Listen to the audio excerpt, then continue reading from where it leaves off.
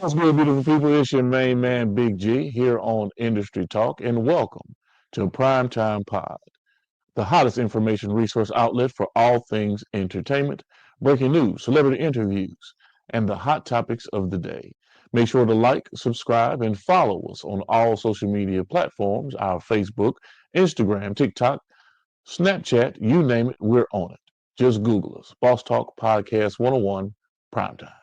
Don't want to do shit. Prime time vibe. Make sure you check it Power. Why the fuck you think he missing? He say that. out. And Fingerville a whole lot. Now I'm not trying to get a little messy with you. Time is money. They go trap.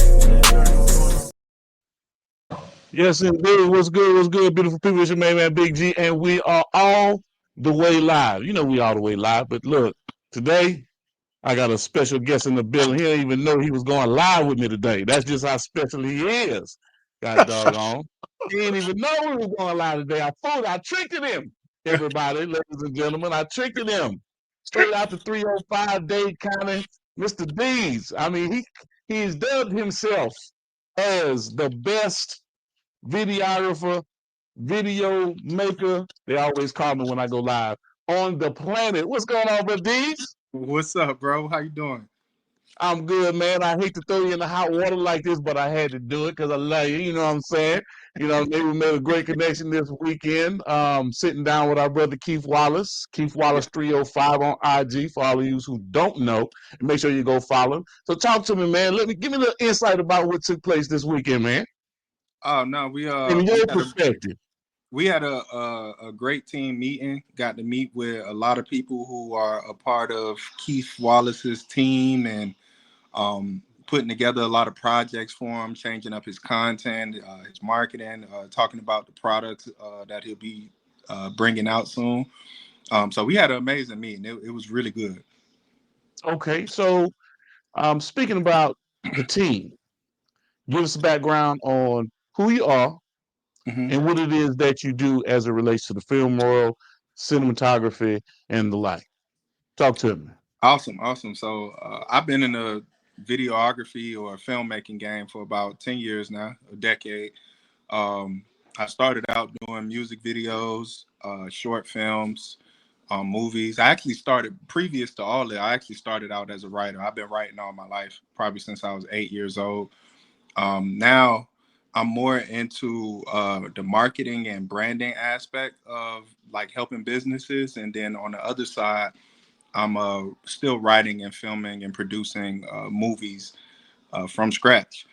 And so that's what I'm up to. That's what I'm doing. If anybody has a business and they need help with growing their company online, then I can help them with getting their content right, getting their marketing right, getting their branding right, changing the way that they present themselves to, potential clients online.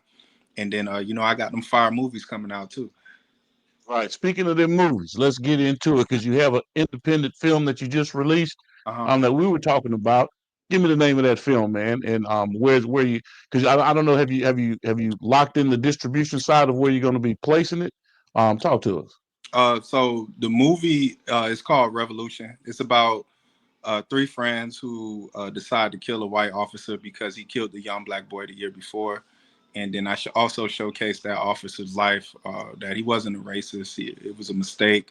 And kind of like, it shows both sides of the argument about police brutality, whether all cops are bad or whether, black people, feel justified with how they feel about officers. So I think it's a great movie to present conversation. That's what I want to do with this movie, to present conversation. A lot of times what I dealt with growing up is, one-sided opinions. And I always wanted to be a conduit for just creating films that create conversation and provides different perspectives. With the movie distribution wise, what we're doing is we are touring this movie first, right? Because one of the things I always wanted to know when it came to movie production was, how did people make money off films independently, right? Okay. If people don't if people don't have a budget to actually get into like movie theaters and stuff like that, how is it possible? And so I found my answer a couple years ago where I rented out my own theater and I was able to sell out the theater, getting over 300 people uh, to the theater in Miami, Florida.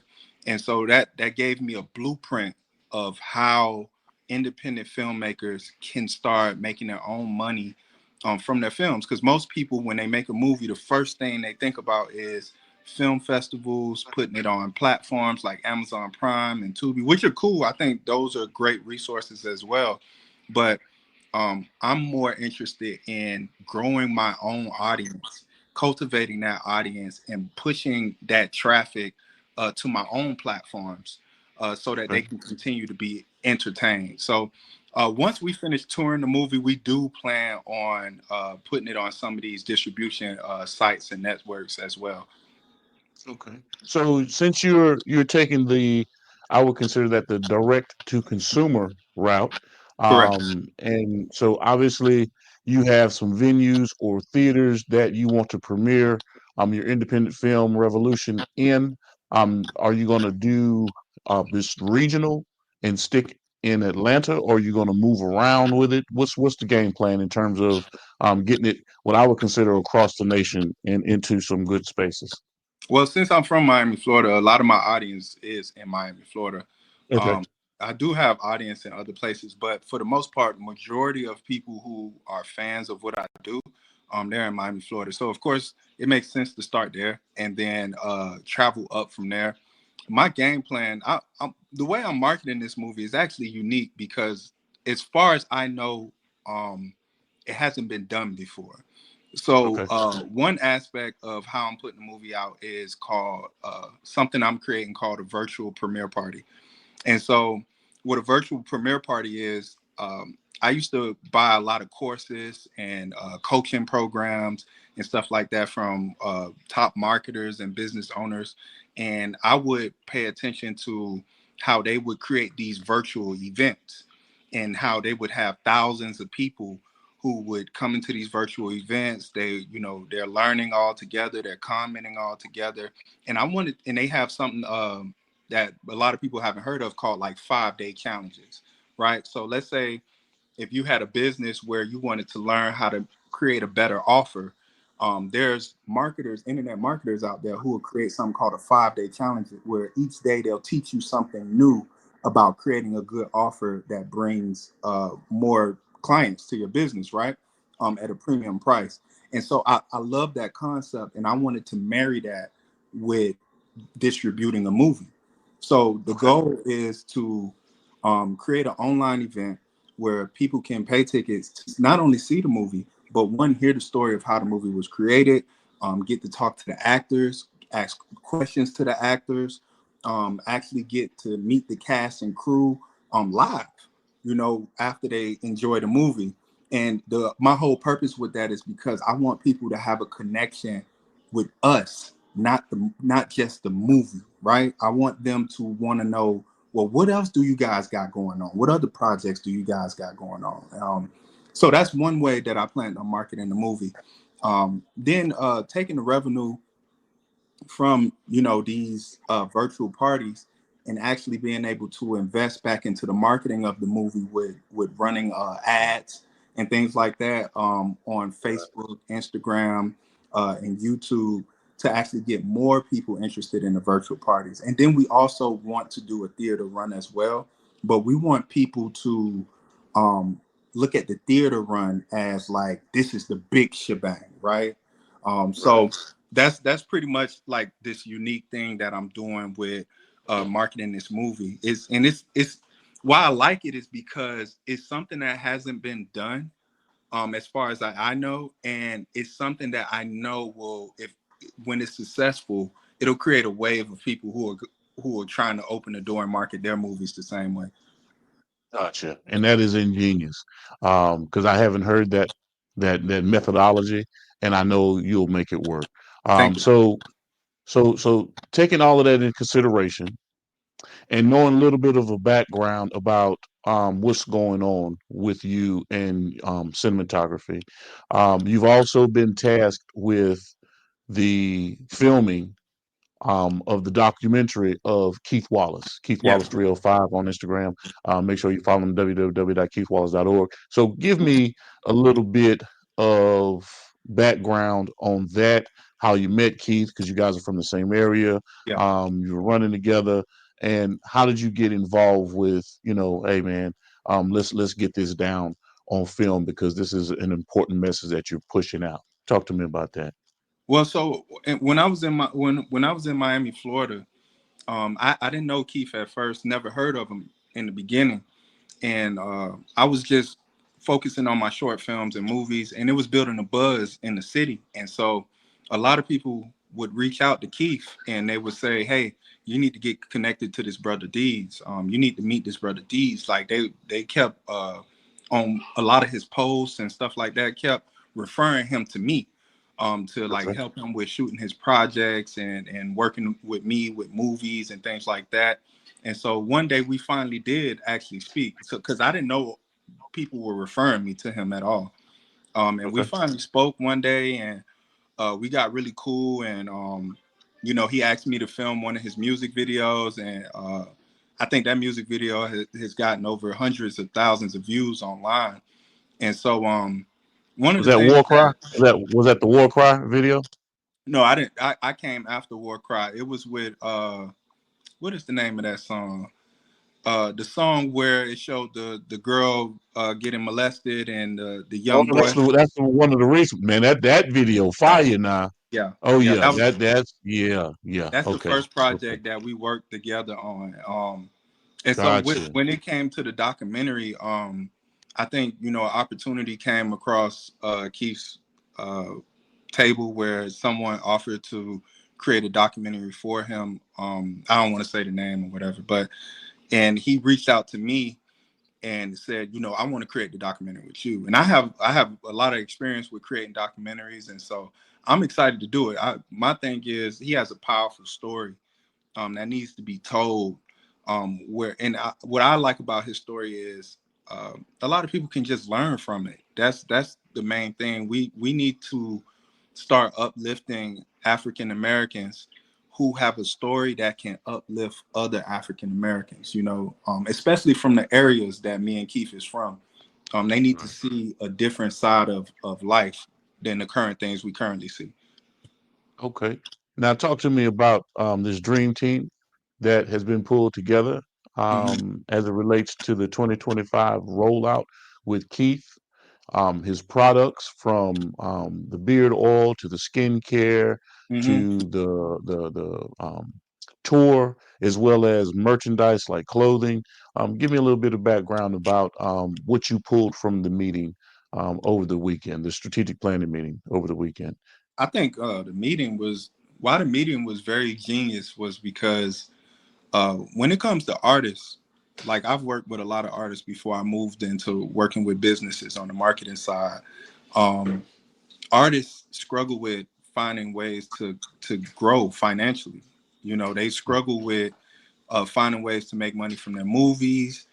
They struggle with, providing products and honestly, in my opinion, it's one of the hardest fields to be successful in financially, in my opinion, right? And so why I love the meeting is because not only, does Keith now have a team that came up with a great game plan for him, having products, right?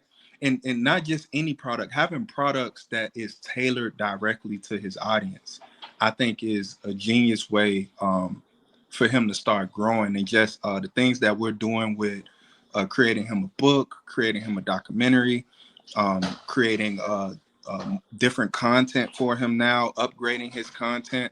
I think all of these things will ensure that he's a even bigger artist than he's already is, and will allow him to start growing his fan base with even more people. So that meeting was genius. We brought together some of the greatest minds that I've honestly seen, and so I'm excited to see what we're going to pull off next one. Good stuff. And that was a big shout out to our sister Regina, For who's sure. spearheading all of this stuff. Yeah. And really taking the bull by the horns and making sure that we're time on task and things are getting done, respectively. So I can see within the next 3 to 6 months, a lot of progressive things coming out of the camp, and I'm excited. I'm really excited. Um, so I know I caught you on an impromptu because you wasn't expecting this. I You was. wasn't You ain't let expecting me it. get set up. I got a No, little set no. up in my office too. You ain't let me get my office set up. Nothing. That's the thing. We gonna run it back. You know what I'm saying? We're gonna run it back. So the next time, you know what I mean, you'll be set up in the office, everything good, you know what I'm saying? All right. Lights, I'm gonna so we hold you do the to it. lights, camera, action. But I did wanna jump on here and give and get some content from you to give the audience because I'm quick with it. You know what I'm saying? With my Right. edits, with my breakdown, with everything. You know what I'm saying? I not quick as in just being negatively productive because you can do that too. You can rush through stuff and it not be right. I just know that I wanted to hit it while it was hot. Yeah, for I sure. wanted to put something in their face so they could be like, "Oh man, okay, I can feel it coming." So I want to sit there and have an opportunity to schedule time with each one of the team members and go live, get some good recorded content, and talk about what it is that we're endeavoring to do, Yeah, for sure. as we move forward, so that we can take this content, chop it down into segments, repurpose it, and just like what you just gave in terms of your breakdown of how you're trying to do it. The name of this talk show is Industry Talk, and I Love it. talk with my friends and affiliates and different individuals about the ups and downs of the industry and what they've gone through. And you dropped some jewels, Deez, whether you realize it or not. You just gave a true rundown on a way or a methodology to get your independent film out to the masses, and it doesn't take a lot. Now, 300 people in the room watching a film, that's a lot. Yeah. For first premiere, that's a lot of people in the room. But then once you start recycling that methodology and expanding with it, it just continues to grow. So now you're taking your market share and it's 100% coming into you. Yeah, That's yeah. awesome. I really wanted to. I always wanted to create a way, not only for myself to be successful financially, but also people that are a part of the projects that I'm endeavoring on film wise. And you guys from the team, you guys are the same way with what you guys are doing in your personal endeavors. But yeah, I love marketing, man. Like I'm talking about I eat, sleep, and breathe it. So, on and often I'm always thinking about how can I do something great, but not just for myself. I always want to take the game that I'm using for myself and give it to other people so they can prosper as well. It's a lot of information that I learned from marketing that I paid thousands of dollars for because I didn't have people around me who knew things. And so I Right. would pay for it, right? They say the Right. game is meant to be sold, not told, whatever. I'll Hmm. pay for it if I got to pay Right. for it to get in those rings. But then that Yeah. information that I paid for, I would give it away because there's a lot of entrepreneurs out there who struggle with knowing how to do anything to make to grow themselves to 6 figures and beyond.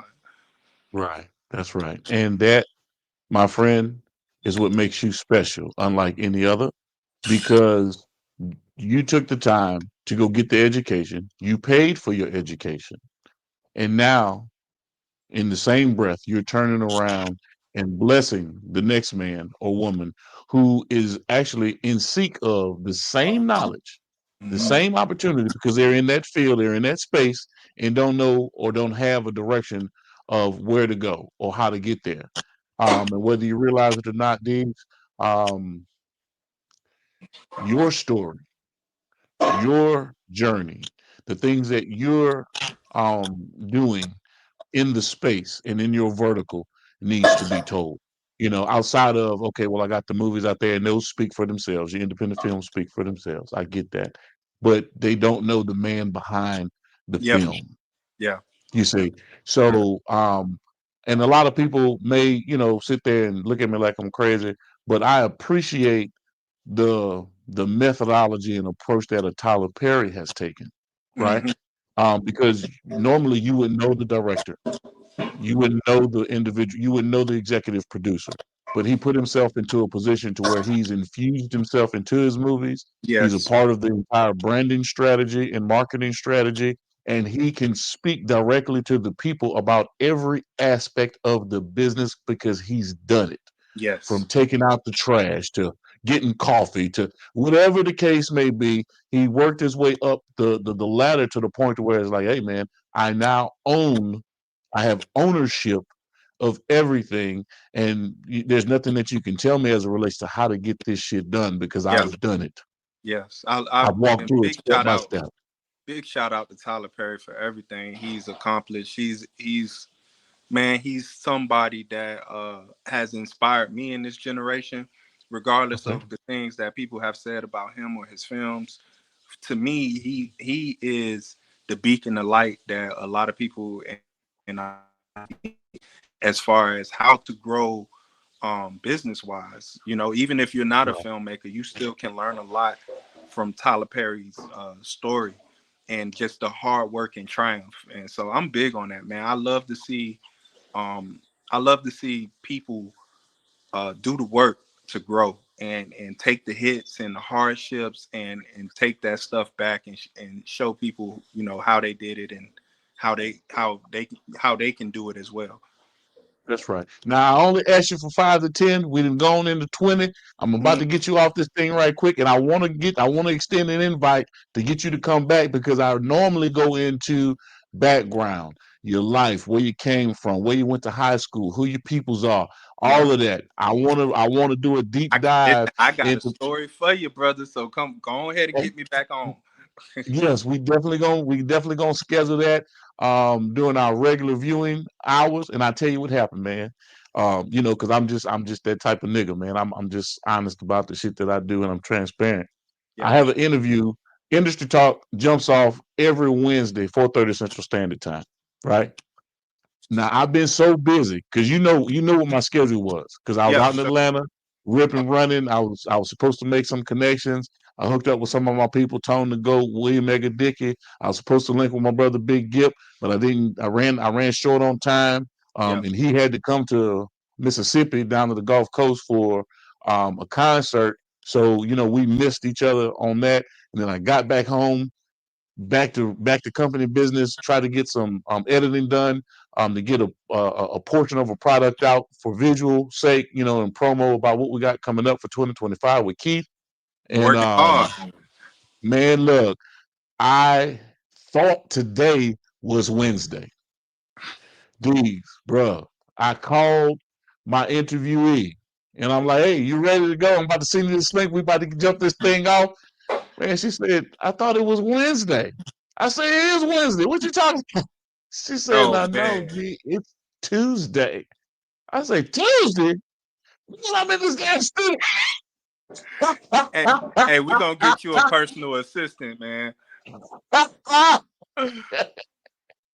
That's what's up. Oh man, look, but big shout out. Look, no, yeah, I get a person. I got one, Stephanie Michelle, man, out there in Dallas, Texas, man. My girl, man, she be helping me out on some of that stuff. Yeah. Um, all the way in charge with some of the things in terms of keeping the calendar and stuff going for me. Yeah. And but she knew I was ripping and running, and of course I should have known that because she ain't calling, but like Wednesday's up. It's Tuesday. She ain't gonna call. Right, right, right. But it's all good, man. But before I let you get off this thing, I gotta ask you this question. I Okay. need to know in the film world, or since you're a branding strategist, branding, marketing, promotion, either or, I need your top 3 influencers, dead or alive. They could be execs, they could be film creators, they can be directors, whoever the case may be, who influenced DEEDZ to jump into the space and excel in it at the degree that you are. Okay, I'm gonna give you 2 from the film world. Okay. Uh, of course, we got John Singleton. John Now, Singleton Singleton. was a great influence on me growing up from all the movies that he's produced. Okay. Of course, Tyler Perry's a big influence on me, especially just from an independent standpoint. Good stuff. Now I'm gonna go in a different direction, influencer wise. One of my favorite influencers of all time is Russell Brunson. Most people don't know who he is in certain spaces, Gotcha. but he is one of the top internet marketers in the world. Um, Okay. Second would be Myron Golden. Myron Golden is also one of the top influencers in the world. And then, how many is that so far? That's 4. That's And 4. my last favorite influencer, none of this was in order, by the way. I can't number them from 1 to 5. But my last influencer is me. I think, and I'm not saying that from an arrogant standpoint. I'm saying that from, No, I get it. I get it. I feel like once I open the doors for myself, I am going to be one of the most impactful entrepreneurs out there in the world. So I say me is the 5th for sure. Good deal. Now, yes, you definitely beat to your own drum because I only asked for 3 and you gave me 5. So that's definitely cool. I thought you asked me for 5. I don't know why. No, Well, I I just gave asked, you a I just asked bonus, for brother. 3. Gave you a bonus. No, I appreciate the bonus. I appreciate the bonus. But one of them, you done jug me in the heart Which one? and turn that thing. You done jug me in the heart and turn that thing. John Singleton. Let me give you a story. Now you know the background. You know the background. You know who my peoples are. You know my family and the whole 9 yards. So Freeway Ricky Ross is my guy, right? That's my partner. It's my business partner, my friend. You know that John Singleton stole his story. And that's where Snowfall came out of. And at the same time, you know, we're gonna have to sit, and I'm not knocking it because John Singleton's that guy. He's that guy. He's that guy. But if you go back through some of the history and you see when Rick was about to get out and he and John were good friends, you know, he took his book, sat down with the studios, and the studios wanted to run with I heard Rick's about that though. story. I did hear. Huh? No, I said I did Yeah, hear yeah, about yeah. it. So at the same time, I don't hold Singleton at fault. God, you know, may he rest in peace. But at the same time, the studios didn't want to have Rick as a consultant or play any parts of what was going on. And so, you know, there wasn't much that John Singleton could do, right? But they went forward with the story, and it kind of they made it Hollywood. You know what I mean? Yeah, of You know, course, of you course. got niggas in the goddamn ghetto with tigers and shit. You know what I'm saying? So But when you think about it, you know, when you watch movies, man, it's very hard to find any movies that's true to the actual story from beginning right. to That's right. end. That's right. I I, agree. I think Rick Ross has one of the most remarkable stories um, out there, you know, and he deserves his flowers. I appreciate everything that he's doing to give back to the community. Right. That's From right. That's right. knowledge, And he's working hard at it. He's working hard and diligent at it. But when you say remarkable stories, let me just give you this right quick because you're a film creator. So you can ingest what I'm saying, comprehend it, and see it visually, and then can understand the panorama of what I'm saying. You know what I'm saying? There aren't any, and let me just I'm going on the record to say this. There aren't any individuals that live the type of life that Freeway Ricky Ross lived. Okay. And what he had gone through and the conspiracy that he had gone through and are still alive. mm, Let's touch that part of it first. And I'm not talking about dead because of prison or shot in the street. No, it was a government conspiracy that reigned from the top. Ronald Reagan, John Poindexter was the head of the NSA, Oliver North, who was the Black Ops operator, Marine Corps, gunnery sergeant, whoever he was at the time, who was working with the CIA, that orchestrated everything from the top down because they needed to fund that war in South America, mm-hmm, right?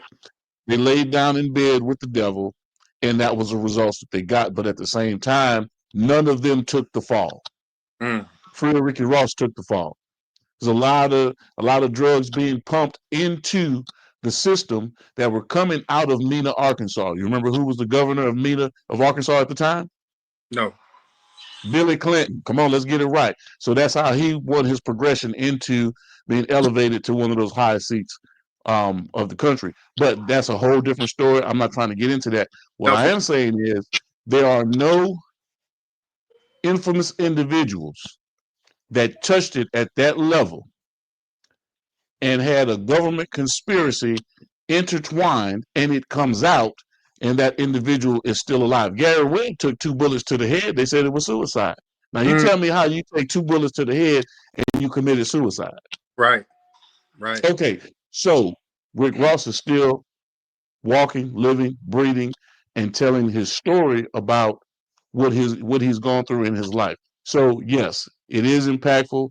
John Singleton had an opportunity to really put that story on the main stage, but the studios decided to take it. And they made a lot of money with Snowfall and try to, carve out the little intricacies of what they wanted to show the public, but it was all blown out and distorted. Now, there again, was Chico and Rick and the rest of the Freeway Boys, were they really those guys in the street at the time? Yes. I'm not saying no. If you're moving that kind of dope at that level, yeah, you got artillery, you got all the shit, you know what I'm saying? You're not playing no fucking games. Right. But now on the other side of it, it still has to be realistic. Yeah. You see what I mean? Because Rick wasn't one to be out in the streets shooting up shit and fucking up the community. No, he knew that you had to sit there and keep it cool, or she was about to lose money. Right. But when it's time to get right, you go out there and you do what you got to do. But that was, few and far between. You see, so that's why I say, man, you show me a story of a kingpin that is more exotic and more eccentric as what Fred Ricky Ross went through. You know what I'm saying? Like I said, I'll wait. Because you got a Bumpy Johnson. You go down the laundry list. They don't hit that level or that magnitude of, stardom, name, notoriety, and even the conspiracy that it's all wrapped up into. But that's just my personal affinity and feeling because I deal with Rick on a regular basis. Yeah. Love it, man. Man, tell Rick get together and let's make our own version, man. Oh yeah, we can, and that's not a problem. But the crazy thing is, the rights to the movies have been sold on that behalf. But it's not like we can't get into where he's at present day, and we've been talking about some of those things. And of course, it always touches, some of the past, where he's come from and where he's at present day. That's a whole different type of a movie because he's #1 bestseller. With the untold autobiography of his life for Ricky Ross, 21 Keys of Success, another great book that he has out right now, and he's touring on a regular and consistent basis, state to state, for motivational talks, inspirational talks, prison reform, literacy, financial literacy, you name it. He's involved with it because he knows that what he did in his past is not reflective of what he's going to do in his future and the direction he's going to try to amend some of the things that he knows that he was a part of and privy to back in the day. I done lost you. I done lost my man DEEDZ. It's all good.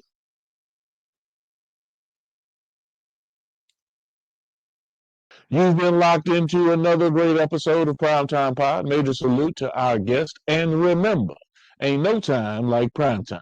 This is your main man, Big G, with Industry Talk. And remember to like, share, and subscribe to our network, Primetime Pod. And as always, beautiful people, it's about health, wealth, and wellness. Primetime Pod. Make sure you check it out. Now, why the fuck you think he missing?